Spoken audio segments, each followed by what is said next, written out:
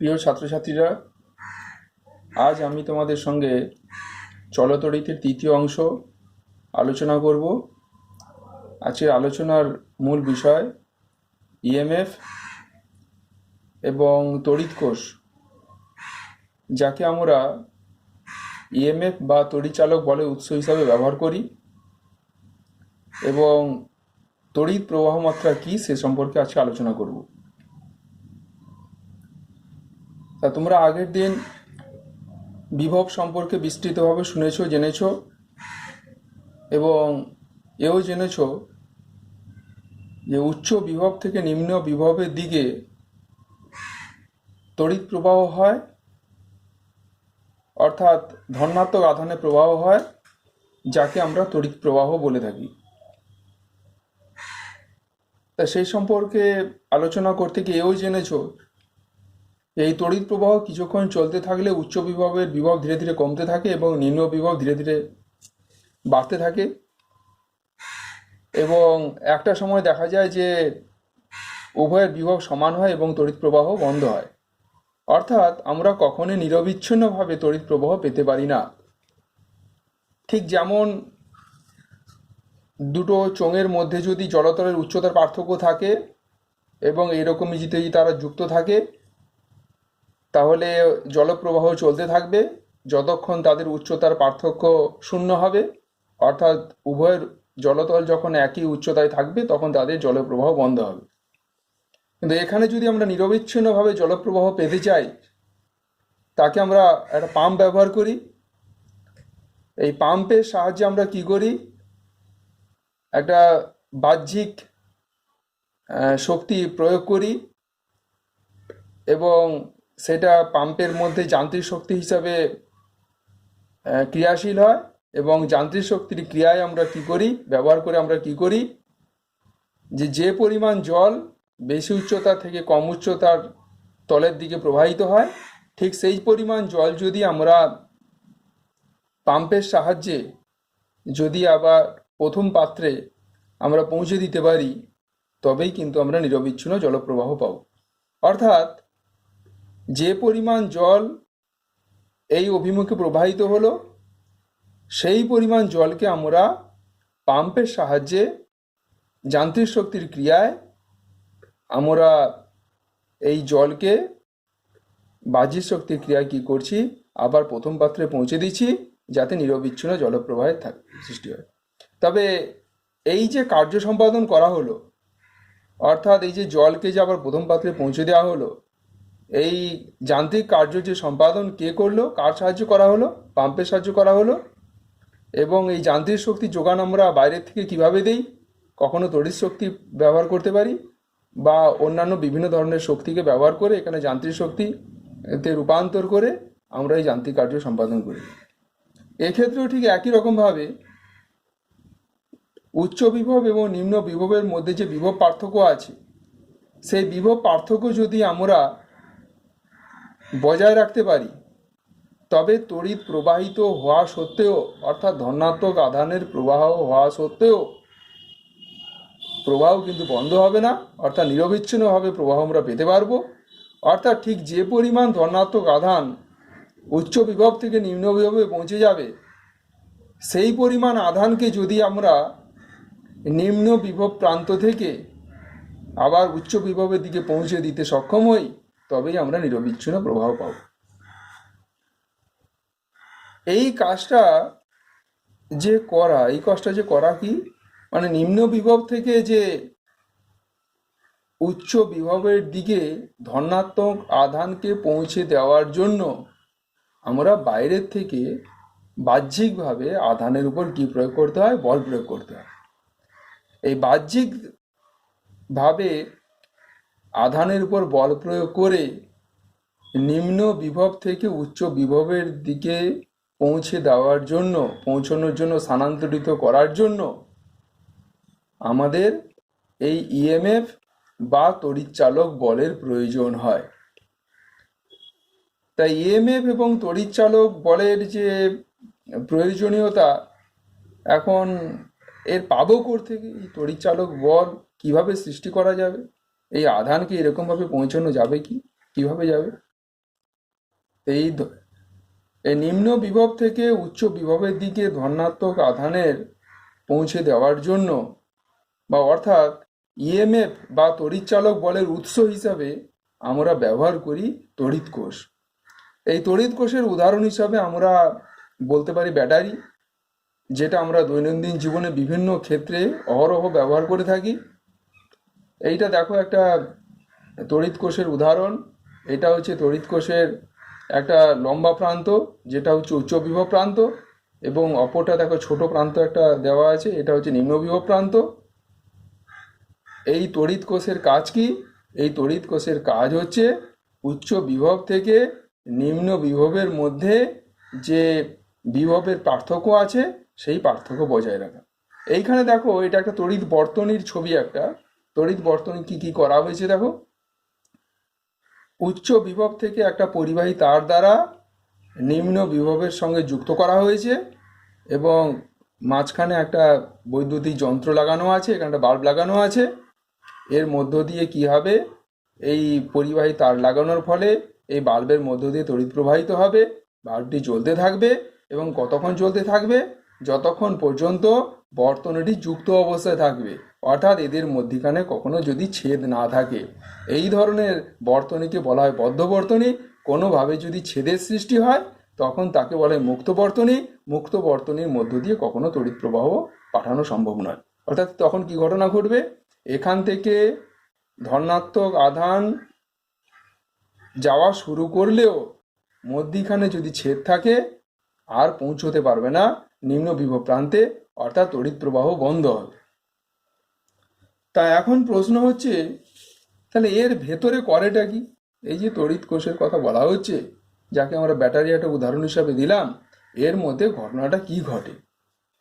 যে পরিমাণ ধনাত্মক আধান বাইরের বর্তনী দিয়ে উচ্চ বিভব প্রান্ত থেকে নিম্ন বিভবের প্রান্তে এসে পৌঁছলো, এর অভ্যন্তরে সেই ধনাত্মক আধানকে আবার নিম্ন বিভব থেকে আবার কোথায় পৌঁছে দিতে হবে?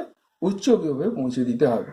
এর জন্য আমাদের কিন্তু একটি বাহ্যিক বল প্রয়োগ করতে হবে, বা যে একটা বল প্রয়োগ করে, বা এখানে সেই বলের উৎস কোথায়? সেই বলের উৎস হচ্ছে ইএমএফ বা তড়িৎচালক বল। এই তড়িৎচালক বলের ক্রিয়ায় কি হয়? এই নিম্ন বিভব থেকে উচ্চ বিভব প্রান্তে ধনাত্মক আধানটি পৌঁছে দিতে পারে, এবং তার জন্য সে শক্তি পায় কোথা থেকে? এই যান্ত্রিক এই যে কার্যটা সম্পাদন করবে, কি কার্য সম্পাদন করবে? নিম্ন বিভব প্রান্ত থেকে ধনাত্মক উচ্চ বিভব প্রান্তে যে ধনাত্মক আধানটাকে সে পৌঁছে দেবে, বা নিম্ন বিভব থেকে উচ্চ বিভব প্রান্তে যে ধনাত্মক আধানকে পৌঁছে দেবে, তার জন্য যে শক্তির প্রয়োজন বা সেই কার্যের জন্য যে শক্তির প্রয়োজন, সেই শক্তি পাবে কোথা থেকে? সেই শক্তি এই তড়িৎ কোষের মধ্যেই সাধারণত রাসায়নিক শক্তি হিসেবে নিহিত থাকে, এবং এই রাসায়নিক শক্তি ব্যবহার করে কি হয়? এই বিভবের পার্থক্য বজায় থাকে। অর্থাৎ এইখানে যে ঘটনাটি ঘটে, রাসায়নিক শক্তি তড়িৎ শক্তিতে রূপান্তরিত হয়, এবং এখানে যে বাল্ব যেহেতু জ্বলছে, এখানে কি ঘটনাটি ঘটে? তড়িৎ শক্তি আলোক এবং তাপ শক্তিতে রূপান্তরিত হয়। এখানে যদি অন্যান্য যন্ত্র চালানো হয়, এখানে যদি একটি ফ্যান চালানো লাগানো থাকে, তখন যদি এখানে ফ্যান যুক্ত করা থাকে, তখন সেখানে কি হবে? তড়িৎ শক্তি কোন শক্তিতে রূপান্তরিত হবে? যান্ত্রিক শক্তিতে রূপান্তরিত হবে। অর্থাৎ যে ধরনের যন্ত্র ব্যবহার হবে, তড়িৎ শক্তি সেই অনুযায়ী অন্য শক্তিতে রূপান্তরিত হবে। তাহলে এখানে তড়িৎচালক বলের আমরা সংজ্ঞা কি পেলাম? তড়িৎচালক বলের সংজ্ঞা কি দেব? তড়িৎচালক বলের সংজ্ঞা এইভাবে দেওয়া হয়। এই তড়িৎচালক বলের একটি গাণিতিক রূপ যদি দেখি, এইরকমভাবে গাণিতিক রূপটি দেওয়া হয়: সম্পাদিত কার্যের পরিমাণ এবং স্থানান্তরিত আধান। এইটাকে আমরা যদি সংজ্ঞার রূপ দেই, সংজ্ঞার রূপ হিসাবে কি দাঁড়াবে, কি বলতে হবে? তড়িৎ উৎসের মধ্য দিয়ে, এই যে তড়িৎ উৎস বা তড়িৎ কোষ এখানে ব্যবহার করছি, তড়িৎ কোষের মধ্য দিয়ে নিম্ন বিভব থেকে উচ্চ বিভবে একক পরিমাণ ধনাত্মক তড়িৎ আধান স্থানান্তরিত করার জন্য সম্পাদিত কার্যের পরিমাণকে বলা হয় ওই উৎসের তড়িৎচালক বল। অর্থাৎ আমরা এই নিম্ন বিভব প্রান্ত থেকে উচ্চ বিভব প্রান্তে যদি কিউ পরিমাণ আধান প্লাস কিউ পরিমাণ আধান স্থানান্তরিত করার জন্য যদি ডাব্লু পরিমাণ কার্য করি, এটা যদি ডাব্লু পরিমাণ কার্য করি, তাহলে একক আধান স্থানান্তরিত করার জন্য কৃতকার্যের পরিমাণ কত হবে?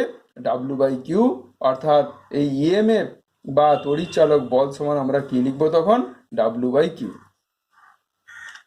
এটা গেল হচ্ছে তড়িৎচালক বলের সংজ্ঞা। দেখো এখানে এখানে একটা খুব উল্লেখযোগ্য বিষয়, এখানে তড়িৎচালক বল বলছি, কিন্তু এটা পরিমাপ করা হয় কিসের সাহায্যে? সম্পাদিত কার্য হিসাবে অথবা ব্যবহৃত বা ব্যয়িত শক্তি হিসাবে এখানে আমরা তড়িৎচালক বলের কিন্তু সংজ্ঞা দিই। অর্থাৎ তড়িৎচালক বল কোনোভাবেই বল নয়, এটি একটি কৃতকার্য বা হচ্ছে শক্তি হিসাবে আমরা একে বর্ণনা করি বা শক্তি হিসাবে সংজ্ঞা দিই। এখন এসআই পদ্ধতিতে তড়িৎচালক বলের একক কি? এসআই পদ্ধতিতে তড়িৎচালক বলের একক বলা হয় ভোল্ট। এখানে দেখো এই সম্পর্ক থেকে দেখতে পাচ্ছ যে তড়িৎচালক বল সমান কৃতকার্য আর হচ্ছে হরে বা নিচে হচ্ছে আধান। তাহলে এসআই পদ্ধতিতে উপরে হবে জুল এবং আধানের একক হবে কুলম, এবং তড়িৎচালক বলের একককে আমরা কি বলতে পারি? জুল পার কুলম, বা সেটিকে সংক্ষেপে কি বলা হয়? পরিচিত নাম হচ্ছে ভোল্ট। অর্থাৎ তড়িৎচালক বলের এসআই একক হলো ভোল্ট। এখন 1 ভোল্ট তড়িৎচালক বলের সংজ্ঞাও এখান থেকে আমরা দিতে পারি। 1 ভোল্ট তড়িৎচালক বলে ভোল্টের সংজ্ঞা আমরা কিভাবে দিতে পারি তড়িৎচালক বলের একক হিসাবে? যে তড়িৎ কোষের বা তড়িৎ উৎসের নিম্ন বিভব প্রান্ত থেকে উচ্চ বিভব প্রান্তে 1 কুলম ধনাত্মক আধানকে স্থানান্তরিত করতে যদি 1 জুল পরিমাণ কার্য করতে হয়, তবে ওই তড়িৎ কোষের তড়িৎচালক বল হবে 1 জুল পার কুলম বা 1 ভোল্ট। তা এখন তড়িৎচালক বল হলো বা ইএমএফ হলো বিভব পার্থক্য বজায় হলো, এবং বিভব পার্থক্য যদি স্থায়ীভাবে বজায় থাকে, তাহলে স্থায়ীভাবে আমরা যদি এই বর্তনী যদি তৈরি করতে পারি, বর্তনী যদি কোথাও খোলা না থাকে বা বদ্ধ বর্তনী যদি তৈরি করতে পারি, তাহলে তার মধ্য দিয়ে আমরা নিরবিচ্ছিন্ন তড়িৎ প্রবাহ পাবো। এবং এই তড়িৎ প্রবাহ আমরা পরিমাপ করি সাধারণত কিসের সাহায্যে? এই তড়িৎ প্রবাহ মাত্রার সাহায্যে। এখন তড়িৎ প্রবাহ মাত্রার সংজ্ঞা কি? তড়িৎ প্রবাহ মাত্রাকে আই দ্বারা সাধারণত চিহ্নিত করা হয়, এবং তড়িৎ প্রবাহ মাত্রার সঙ্গে আধানের এবং সময়ের হচ্ছে সম্পর্ক হচ্ছে আই সমান কিউ/টি। এবং এর সংজ্ঞা কিভাবে দেওয়া হয়? যে কোনো পরিবাহীর যে কোনো প্রস্থচ্ছেদের মধ্য দিয়ে একক সময়ে যে পরিমাণ আধান প্রবাহিত হয় তাকে বলা হয় ওই পরিবাহীর তড়িৎচালক বল। আরেকবার শুনে নাও, কোনো পরিবাহীর, এটা যদি কোনো পরিবাহী হয়, পরিবাহীর প্রস্থচ্ছেদ যাই হোক না কেন, সরু হতে পারে, পরিবাহী তারটি সরু হতে পারে, পরিবাহী তারটি মোটা হতে পারে, যেরকম প্রস্থচ্ছেদ কম হোক বেশি হোক যাই হোক না কেন, যে কোনো প্রস্থচ্ছেদের মধ্য দিয়ে যদি একক ক্ষেত্রফলের মধ্য দিয়ে একক সময়ে যে পরিমাণ কি প্রবাহিত হয়? তড়িৎ আধান প্রবাহিত হয়। যে পরিমাণ তড়িৎ আধান প্রবাহিত হয় তাকে বলা হয় কি? প্রবাহ মাত্রা। এখানে একক সময় বলতে আমরা সাধারণত যেহেতু সমস্ত আমাদের জানা এসআই সিজিএস সমস্ত পদ্ধতিতেই একক সময় হিসাবে 1 সেকেন্ড ব্যবহার করা হয়, তাই এখানে সংজ্ঞা দেওয়ার সময় আমরা বলতে পারি যে প্রতি একক সময় না বলে আমরা প্রতি সেকেন্ড কথাটি ব্যবহার করতে পারি।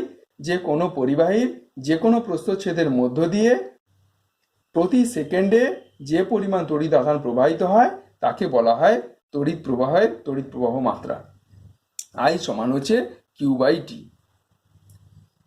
তড়িৎ প্রবাহ, এখানে আরেকটা তথ্য জেনে রাখো যে তড়িৎ প্রবাহ মাত্রার একক হচ্ছে মূল একক। আমরা 9 পড়েছিলাম মূল একক এবং লব্ধ একক। এটি কিন্তু লব্ধ একক নয়, এটি মূল একক, সবসময় মনে রাখবে। এবং এর মাত্র সংকেত হচ্ছে ক্যাপিটাল আই। এরপরে আমাদের আর অতি সামান্য অংশ আছে যে তড়িৎ প্রবাহ মাত্রার এসআই একক। তড়িৎ প্রবাহ মাত্রার এসআই একক হলো অ্যাম্পিয়ার। আই ইজুকাল টু কিউ/টি। এই সম্পর্ক থেকে আমরা যদি সব এসআই এককগুলো লিখি, কিউ এর একক যদি কুলম বলি এবং টি এর একক যদি সময়ের একক যদি সেকেন্ড বলি, তখন এই আইকে কি বলা হয়? অ্যাম্পিয়ার। অর্থাৎ কুলম পার সেকেন্ডকেই আমরা কি বলি? অ্যাম্পিয়ার। আই এর একক আমরা বলতে পারি কুলম পার সেকেন্ড, এবং বা এটাকে আমরা কি বলি, আমরা একক এই অ্যাম্পিয়ার হিসাবেই প্রবাহ মাত্রার প্রবাহ মাত্রার একক অ্যাম্পিয়ারই বলা হয়ে থাকে। এবং কুলম পার সেকেন্ড সাধারণত ব্যবহার করা হয় না। এবং অ্যাম্পিয়ারের সঙ্গে কুলম সেকেন্ড এই সম্পর্ক থেকে আমরা লিখতে পারি 1 অ্যাম্পিয়ার সমান কি 1 কুলম, আর নিচে 1 সেকেন্ড, অর্থাৎ 1 অ্যাম্পিয়ার সমান হচ্ছে 1 কুলম পার সেকেন্ড। এখান থেকে আমরা 1 অ্যাম্পিয়ারের সংজ্ঞা এইভাবে দিতে পারি। একই রকমভাবে আগের মতোই কোনো পরিবাহীর যে কোনো প্রস্থচ্ছেদের মধ্য দিয়ে 1 সেকেন্ডে যদি 1 কুলম তড়িৎ প্রবাহিত হয়, তবে তার প্রবাহ মাত্রাকে বলা হবে 1 অ্যাম্পিয়ার। আরেকবার শুনে নাও, যে কোনো পরিবাহীর যে কোনো প্রস্থচ্ছেদের মধ্য দিয়ে প্রতি সেকেন্ডে যদি 1 কুলম তড়িৎ আধান প্রবাহিত হয়, তবে তার প্রবাহ মাত্রা হয় 1 অ্যাম্পিয়ার। আর শুধু জেনে রাখো, তড়িৎ প্রবাহ মাত্রার সিজিএস একক স্ট্যাড অ্যাম্পিয়ার বা হচ্ছে ইএসইউ প্রবাহ মাত্রা। তাই এই গেল প্রবাহ মাত্রা। দেখো, এইখানে আমরা আজকে প্রকৃত আমাদের লক্ষ্য ছিল এই প্রবাহ মাত্রা। এই প্রবাহ মাত্রা জানতে গিয়ে আমরা প্রথমে আধান শিখলাম, আধানের পর আমরা বিভব শিখলাম, বিভবের পর বিভব পার্থক্য শিখলাম। বিভব পার্থক্য বজায় রাখার জন্য আমরা ইএমএফ শিখলাম, এবং তার জন্য আমরা তড়িৎ কোষ শিখলাম, যে তড়িৎ কোষ ব্যবহার করে আমরা নিরবিচ্ছিন্নভাবে বিভব পার্থক্য বজায় রাখতে পারি এবং আমরা নিরবিচ্ছিন্নভাবে তড়িৎ প্রবাহ পেতে পারি।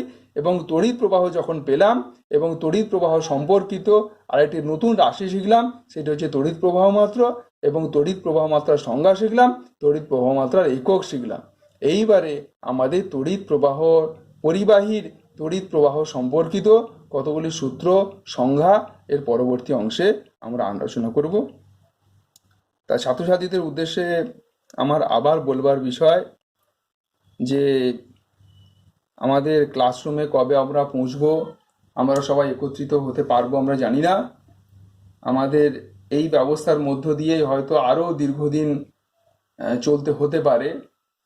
তাই আমরা ছাত্রছাত্রীদের বারবার বলছি যে আমরা সামনাসামনি থাকলে যতটা পরস্পরকে উৎসাহিত করতে পারতাম পড়াশোনার ব্যাপারে, পরস্পরকে কাছে আসতে পারতাম, তাই এক্ষেত্রে এতটা হয়তো সম্ভব নয়।